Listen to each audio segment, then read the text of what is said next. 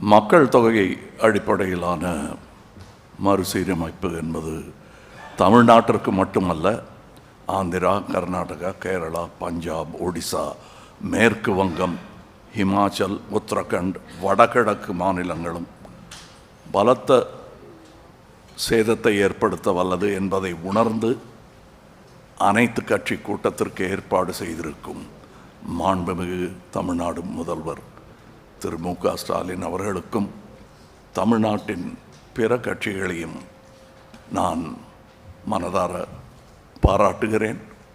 எந்த தேவையும் இன்றி பாராளுமன்ற தொகுதி மறுசீரமைப்பு எனும் பேச்சை யார் கிளப்புகிறார்கள், எந்த நேரத்தில் பேசுகிறார்கள், எதற்காக பேசுகிறார்கள் என்பதும் கவனத்திற்குரியது.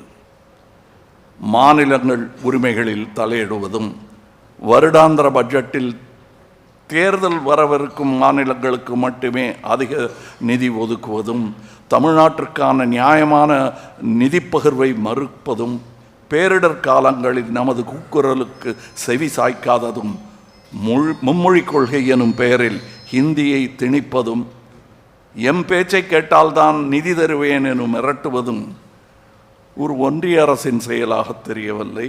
இன்றல்ல, நாளை அல்ல, எப்போதுமே பாராளுமன்ற உறுப்பினர்களின் எண்ணிக்கையில் எந்த மாற்றமும் கொண்டு வராமல் இருப்பதே ஜனநாயகத்தையும் கூட்டாட்சியையும் இந்தியாவின் பன்முகத்தன்மையும் காக்கும் என்பதே ஒரு இந்தியனாகவும் தமிழனாகவும் மக்கள் நீதி மையத்தின் சார்பாகவும் வலியுறுத்துகிறேன்.